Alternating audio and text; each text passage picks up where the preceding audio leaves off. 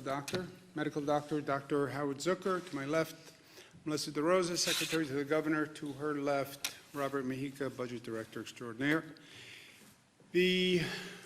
On the numbers, the number continues to increase. We're up to 8,658 new cases. Overall, we have 130,000 people who tested positive, 16,000 people in our hospital system, 13,000 people have been discharged. Number of deaths are up once again. Number of people we lost, number of New Yorkers, 4,758, which is up from 159, but which is effectively flat for 2 days. While none of this is good news, the possible flattening of the curve is better than the increases that we have seen. New York is still far and away the most impacted state. New Jersey is having real difficulty, and been speaking with Governor Murphy from New Jersey, and anything we can do together we will. Michigan also. California has leveled off, and Louisiana is having a difficult time, so they're in our thoughts and prayers. Total number of hospitalizations are down. The ICU admissions are down, and the daily intubations are down. Those are all good signs, and again would suggest a possible flattening of the curve. The number of discharged is down, but that reflects the overall reduction in the numbers. Big question that we're looking at now is what is the curve? And we've been talking about cases increase until they don't. When they stop increasing, then what happens? And the projection models have a number of alternatives. Some suggest basically the curve goes up and then drops precipitously. Some suggest there's a slight pause at the top. Some suggest there's a longer pause at the top, which is effectively a plateau effect. Or again, the straight up and straight down precipitous drop, which is the peak effect. No one can tell you which will occur. They say any one of the three options. You study other countries, you've had a combination of the above. We are studying it as we have used the projection models from day one to determine actually what we do. How do we set policy and program? By following the data. Dr. Malatras has been working on the numbers, working with the statisticians and the projection models, and helping us incorporate that into an operational model. And Jim, if you want to just take a moment and speak about the projection models here, please. Great, thank you, Governor. As the Governor said, we have been looking at projection models from the beginning to determine the size and scope and severity, and the Governor has mentioned this over his briefings. We've been working with many organizations and using the data like Imperial College, the Institute for Health Metrics and Evaluation, Cornell, McKinsey, and others. And some of the initial projections that we first saw at the beginning of this was at least 100, up to 110,000 beds for COVID patients alone. And the peak would come at the end of April. Those were some of the earliest modeling from many organizations, that it would be at the end of April, around 110,000 beds just for COVID patients. There are other models, too, that we were tracking, one being lower at about 55,000 COVID beds, but again, peaking at the end of April. We follow now that we have a pretty robust data set to go by for the last several weeks. The bottom line there, the purple line, is sort of where we are tracking today, which suggests it's a little lower. And the question was, what could you do to lower those initial projections from 110,000 and from 55,000? So a lot of the activity was, we saw where the statisticians and the folks looking at these types of models said it was going. So what activities and actions could you take to aggressively lower that overall number? And the answer really was, and what the governor has been doing, was aggressively enforce and enact social distancing to lower the overall number. And this number and the current data suggest that that is exactly what's happening. And it's not, we are going day by day, and the numbers, as the governor says, has changed a lot over the time based on what numbers come in. But this could suggest potentially at the apex, or beginning to be at the apex at this moment. Like the governor has said, there's been a range of models, 7 days, 14 days, 21 days, 30 days. It looks like we're towards the earlier side of that time frame based on the current projections and modeling that we've been looking at. Thank you, Jim. But you also see on these, you see on this slide where we are now, right? And it can still go any way. We could still see an increase. So it is hopeful, but it's also inconclusive, and it still depends on what we do, right? These models all have a coefficient of what we do and how successful we are at social distancing, et cetera. And from our decision-making point of view, it doesn't really matter if we've hit the plateau or not, because you have to do the same thing. If we are plateauing at a very high level, and there's tremendous stress on the healthcare system. And to say to this healthcare system, which is at maximum capacity today, right? This is a hospital system where we have our foot to the floor, and the engine is at red line, and you can't go any faster. And by the way, you can't stay at red line for any period of time because the system will blow. And that's where we are. We are at red line. People can't work any harder. The staff can't work any harder. And staying at this level is problematic. And if we are plateauing, it's because social distancing is working. So we have to make sure the social distancing actually continues. On the relieving the pressure on the hospital system, which is unsustainable at this rate, we're continuing what we call our Surge and Flex program, where we get all the hospitals on the line on a daily basis. They're all doing inventories, they're all doing data sheets, they're all on the telephone, and we're shifting among the hospitals ventilators, PPE equipment, who has gowns, who has masks, and that happens on a daily basis, that adjustment. Also, to relieve pressure on the hospital system, the Javits coming online is a very big deal. That is the relief valve for the entire downstate system. The 1,100 military personnel started to come in. 300 were sent to New York City public hospitals to help the New York City public hospital system, the H&H system, which has been under stress. The rest will be going to Javits to bring that up and running to full capacity. That transition is happening now. That is a COVID center now, started as non-COVID. It's now a COVID center. The majority of the military personnel will be coming in tomorrow and the next day. But that Javits Center is going to be a major relief valve. Second, the United States Navy ship Comfort. The original plan was that would come in for non-COVID people.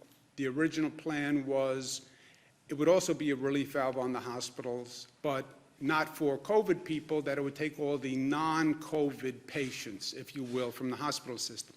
That was the plan.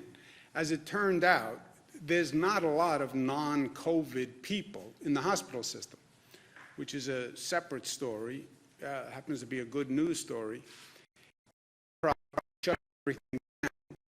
You have fewer car accidents, crime rate down, fewer cases, so there's not a large non-COVID population hospital.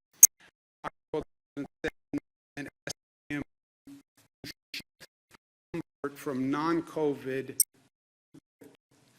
then we would have Javits and the ship Comfort as a 25 beds,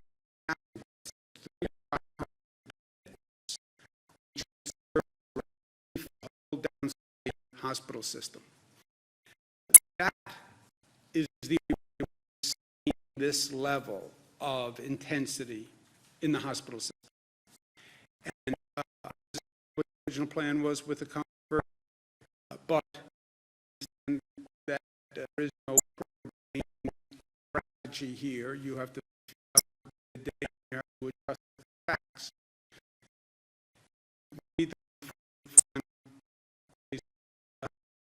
For COVID, if we have those two facilities, that would make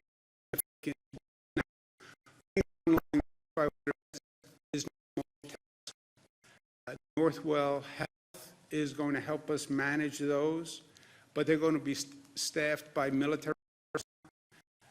Only military would that quickly with that logistical operation. And I want to thank DOD very much for their cooperation because God bless the U.S. military. We're aware of but this is a different application that we don't see every day, and they're doing an extraordinary job. So I'll call the president. He has been helpful to New York in the past, and he's moved very quickly in the past. I'm going to ask him if he can make this adjustment for us because it would be truly beneficial. We would feel much better knowing that we can sustain this pace if we could start to offload patients to these two facilities. In any event, plateau, not plateau, we still have to extend New York pause because if that curve is turning, it's turning because the rate of infection is going down. One of the reasons the rate of infection is going down is because social distancing is working. We have to continue the social distancing. Schools and non-essential businesses will stay closed until April 29th. I know that's a negative for many, many reasons. I know what it does to the economy. But as I said from day one, I'm not going to choose between public health and economic activity, because in either event, public health still demands that we stay on pause with businesses closed and schools closed. Whether we've hit the apex or whether we haven't hit the apex, you'd have to do the same thing. There's also a real danger in getting overconfident too quickly. This is an enemy that we have underestimated from day one, and we have paid the price dearly. Well, the numbers look like they may be turning. Yay, it's over. No, it's not. And other places have made that mistake. Hong Kong has made that mistake. South Korea has made that mistake. And we're not going to make that mistake. The weather is turning. People have been locked up. We've been talking about cabin fever. Now it's a nice day. I'm going to get out. I'm going to go take a walk. Now is not the time to do that. And frankly, there has been a laxness on social distancing, especially over this past weekend, that is just wholly unacceptable. Look, people are dying. People in the healthcare system are exposing themselves every day to tremendous risk walking into those emergency rooms. And then they have to go home to their family and wonder if they caught the virus and they're bringing it home to their family. If I can't convince you to show discipline for yourself, then show discipline for other people. If you get infected, you infect someone else, you go to an emergency room, you put a burden on all sorts of other people who you don't know and who, frankly, you don't have the right to burden with your irresponsibility. And people, especially in New York City, the level of activity is up. Partially the weather made it a nice day. I understand people have been locked up for a long time, but now is not the time to be lax. And it is a mistake. We all have a responsibility. We all have a role in this. We said that from day one. And we have to respect the role that we play. Because the role that we play is a societal obligation. That's how I see it. I want local governments to enforce the social distancing rules. The local governments are charged with enforcement. I want them to enforce them. And I want to be, frankly, more aggressive on the enforcement, because all the anecdotal evidence is people are violating it at higher rates. So we're going to increase the potential maximum fine from $5,000, but it's not really about the fine. We want the compliance. We are serious. And again, it's like your life. You have the right to risk else life, and you don't have the right, frankly, to health staff and people who are literally putting their lives on the line and be reckless with them. You just don't have the right. And we want to thank all of the people who are getting us through this every day under very tough circumstances. And we see the illness rate among these essential workers, and we know the sacrifice they're making, and we should respect it. It's that simple. You have the first responders who are out there, your police officers who are out there, the transit workers who have to drive a bus and the train every day, the healthcare workers who are just doing extraordinary work. So let's respect them and let's help them. We're also going to set up a fund run by the Department of Health to assist the healthcare workers with expenses, costs, child care, et cetera. I want to thank Blackstone for making the first contribution to that fund of $10 million to assist the first responders. I hope other individuals and corporations follow their lead.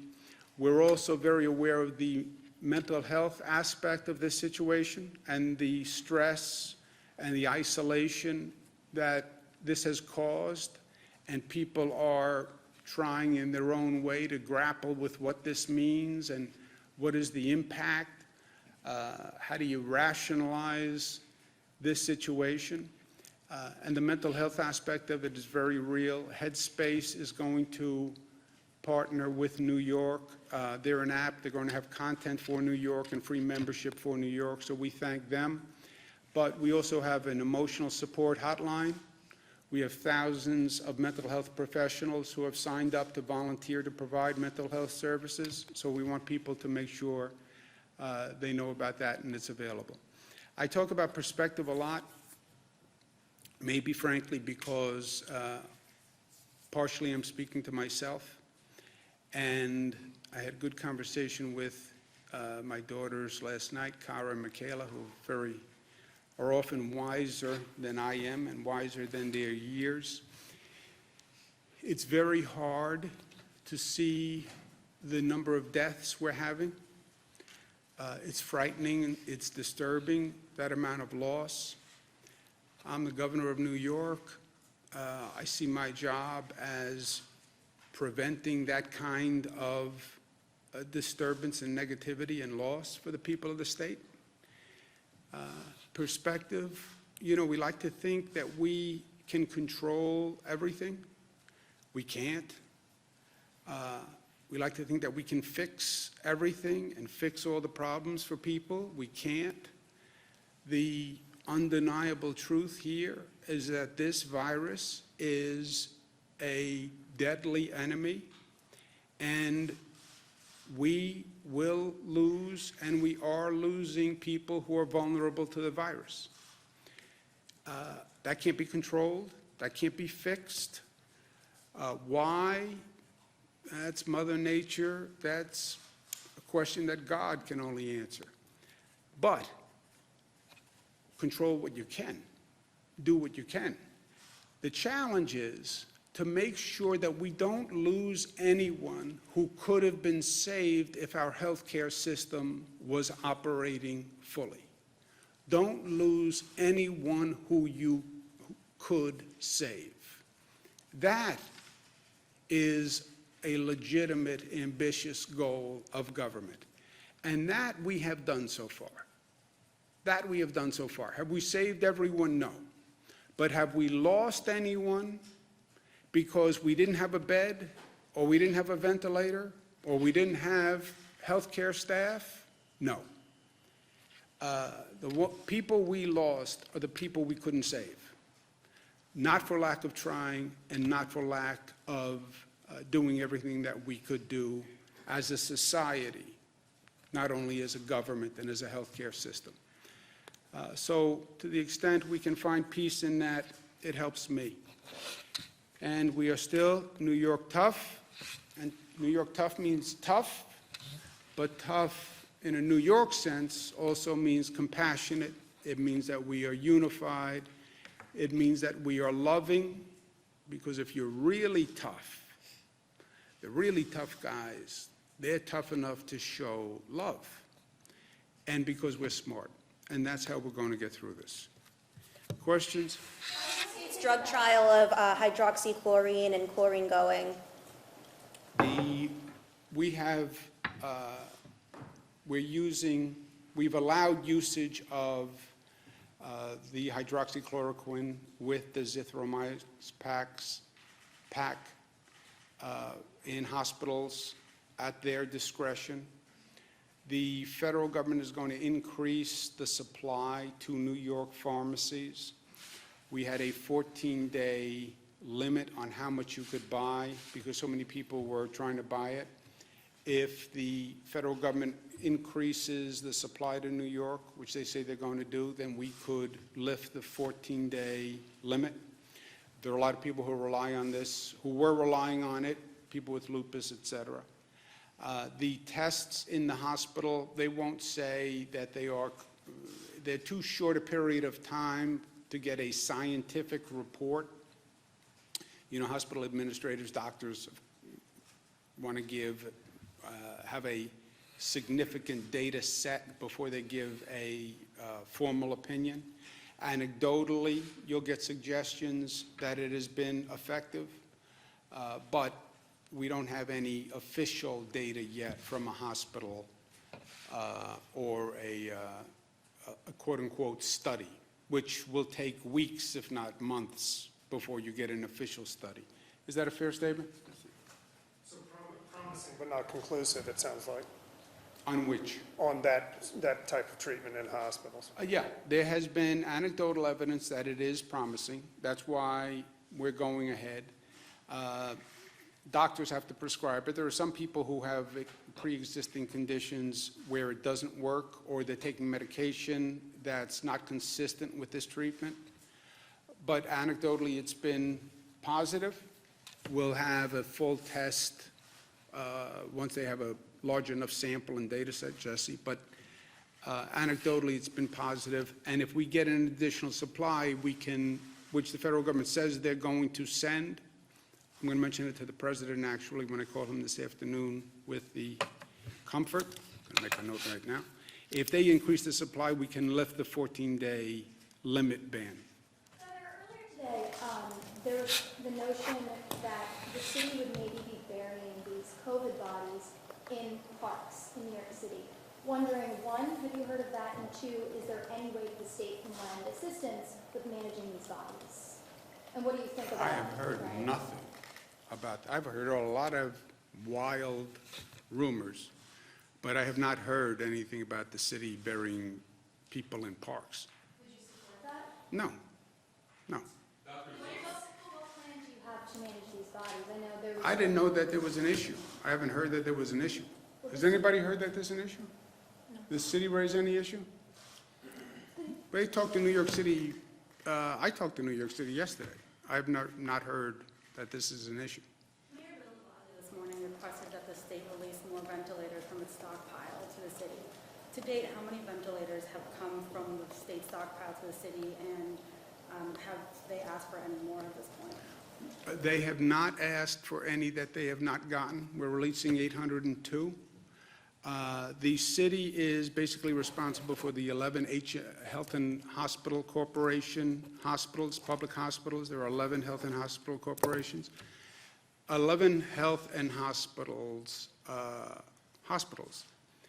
in that system. And I spoke to the head of the system last night. I'm going to speak to, he's going to be on a phone call at 1 o'clock, Dr. Mitch Katz. He had all the equipment he needed, and I'm going to speak to him again at 1 o'clock. So if they need anything, we'll get it to them. Is the 802 combined, like, that's how many? 802 for the downstate area. Now, every hospital will say to you, I am running low on everything, because they are low on everything, right? When we do these daily surgeon flex discussions, there's no margin for error, because we don't have any margin for error.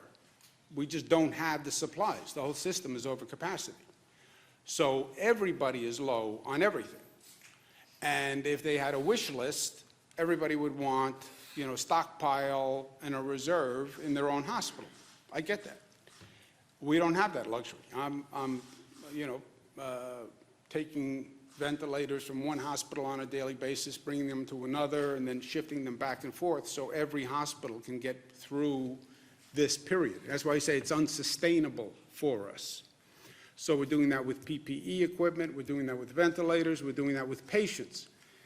If we can systematically get patients out of the hospital system into Javits and the Comfort, then you can relieve pressure on the whole system. But the system is running at red line, has been for days. This is the most intense management function that we have ever undertaken. So it's not here, in this situation, it's not what they want, it's what they need. That's what I say. Everybody would want, I want to have 100 ventilators on reserve. I know. It's what you need, and that we're doing on a day-to-day basis. But everyone has what they need. There is no one who said, I'm out of ventilators and I have a critical need who hasn't gotten them.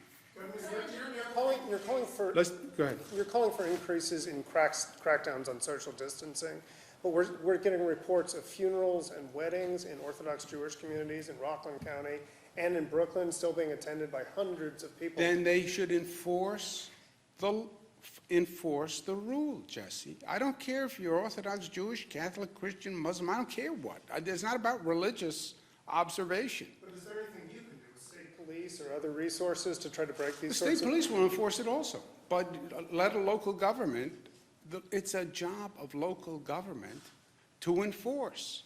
I'm doubling the fine. It's my way of saying, this is serious. This is serious. What right do you have to act irresponsibly in a way that could get you sick or someone else sick, and then I have to send an ambulance to pick you up and bring you to an emergency room that's already overburdened, that doesn't have staff, doesn't have supplies, doesn't have ventilators, because you were reckless and irresponsible. You don't have that right. And I have to talk to these healthcare workers all day long. I talk to transit workers. I talk to first responders who, truthfully, nobody wants to put themselves in these situations, and I don't blame them. And they're doing it out of passion and commitment and public service. None of us has the right to be reckless in our own behavior, which compounds the problem we're dealing with. Now is not the time to be playing Frisbee with your friends in the park. It's just not. Now is not the time to go to a funeral with 200 people. Look, I'm living this with my own family. Yes, I understand grieving, and I understand how the religious services can help with the grieving process. And I understand how it's hard not to do that. But as a society, the risk is too great. Enforce the law. The localities have the legal right and responsibility to enforce the law. My doing the penalty, raising the penalty is my way of saying, do it. Just do your job. What percentage of available ventilators in New York are being used today? Oh, all of them. They're- We're beyond capacity. What about the stockpile, like how much remains in the state's stockpile? We're beyond capacity. We are into the Plan B, C, D that we outlined, right? We are into using BiPAP machines instead of ventilators. We're into splitting ventilators, turning two into one with two sets of tubes. We are into all backup plans that we had. So how many ventilators are still in the state stockpile, though, at this point? The stockpile, I don't know. I can get you the number, but we are over capacity for the number of ventilators in the whole system. We're using BiPAP machines, we're using splitting, et cetera. I guess that begs the question, though, why not, if there are still ventilators in the state stockpile, why don't you send them to New York, to the city? No, we don't have anyone who says they need them now who doesn't have them. But you just said they're over capacity. Well, they're using the Plan B, C, D. We can't give everybody a ventilator for every situation. We have 9,000 BiPAP machines, for example. We're using the BiPAP machines, we're using the other machines. But we don't have anyone who says the 802 that we're sending today represents the number that people say they need now. Let me say that. Elections, 10 people have gotten sick and 3 people have passed away. Do you think they should continue working processing petitions or challenging petitions? We extended the deadline, the voting and filing deadline. So I don't know what else legally that we could do than extend the deadline. You'd have to cancel elections, period, for the year, and I don't think we're in that position. We've extended the use of absentee ballots. Governor, are portions of nursing homes being set aside to treat COVID patients? Are portions of nursing homes being set aside to treat COVID patients? We're working with the nursing homes and trying to cohort patients within the nursing homes. Remember, this is something which we've identified in multiple nursing homes across the state. So does that mean you'll be moving COVID patients to facilities that are otherwise COVID-free? No, within those nursing homes, we're working to make sure that we minimize the spread of the COVID disease within that place, that facility. And Governor, regarding unemployment, I'm sorry. In other words, what Dr. Zucker is saying is, when you have a COVID patient who has been in that facility, they're trying to isolate the COVID patients on one side of the facility. We're not using a nursing home to treat COVID people. We're not bringing a COVID person into a nursing home. Regarding unemployment, is there any break in that log jam? And we're hearing that people who are on the hook to pay child support or spousal support who are out of work are having difficulty coming up with the money. Can the state help them out in any way? The Labor Department website, the unemployment website, do you know anything about that? Yeah, so we've now partnered with Google. We're going to be releasing a new interface by the middle of this week. They've moved from 5-day-a-week hotline to 6-day-a-week headline. They're now 7-day-a-week headline. They've expanded the hours. We've gone from 4 servers to 50 servers. They're trying to do the queue by last name so that if you're between A and D, you call on Monday, and separating them out to try to manage some of the volume. But just so everyone understands, at the peak of the 2008 crisis, in the single largest day of claims was 13,000 in one day. We had 6 times that 2 days ago.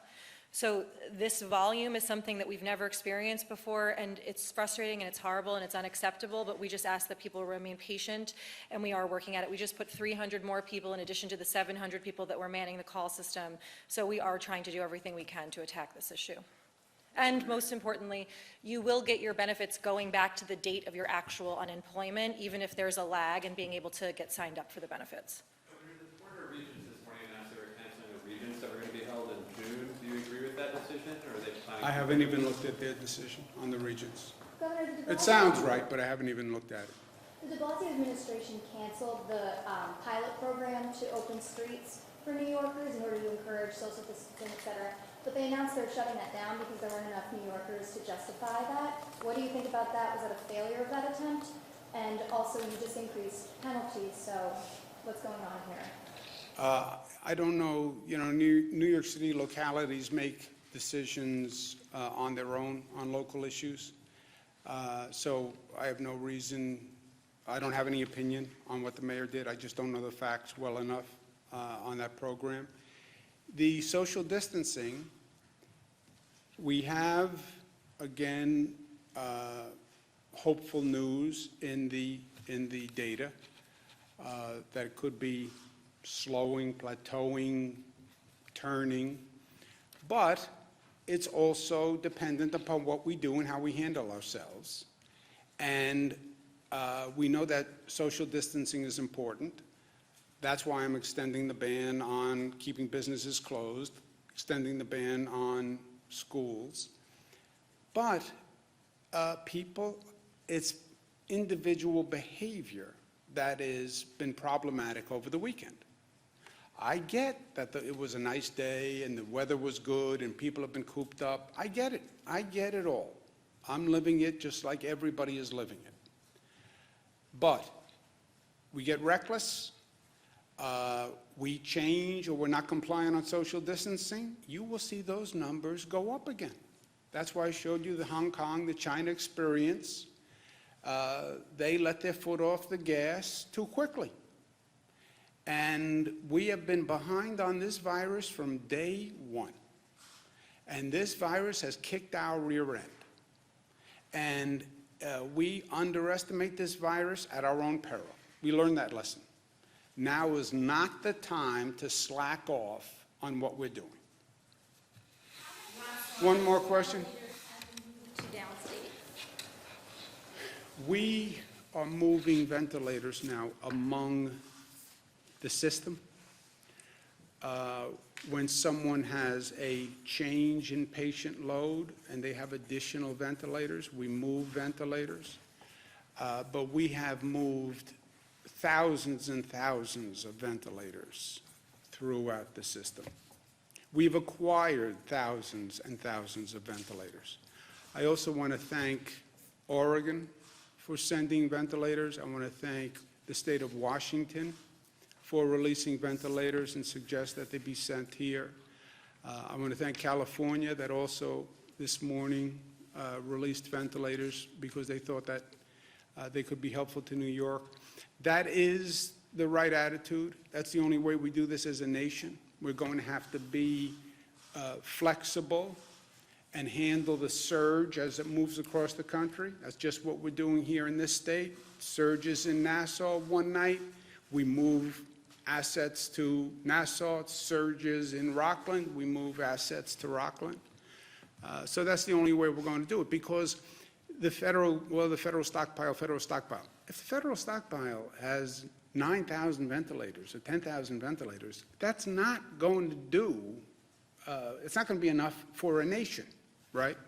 So you're going to have to get states cooperating and shifting and moving within the country. New York will be first on that list. As soon as we get through this and we have any flexibility in our system, we will be there for every other state, like they have been there for us. And we will lead the charge, the way we always have. Hurricane Katrina, we were the first ones down there, right? So when anyone needs anything, we're there. Right now, healthcare-wide, I'm going to get on the phone with the hospitals now. There is no hospital that needs ventilators that doesn't have ventilators. There's no hospital that needs PPE that doesn't have it within the state system. Again, they're all going to say they're running low, because they are, but nobody doesn't have what they need to do their job. And that's my point on perspective. Are we managing this situation the best it can be managed? Yes. Have we lost anyone who we could have saved? I don't believe so. And with that, we can sleep at night. I have to go to work. Thank you, guys.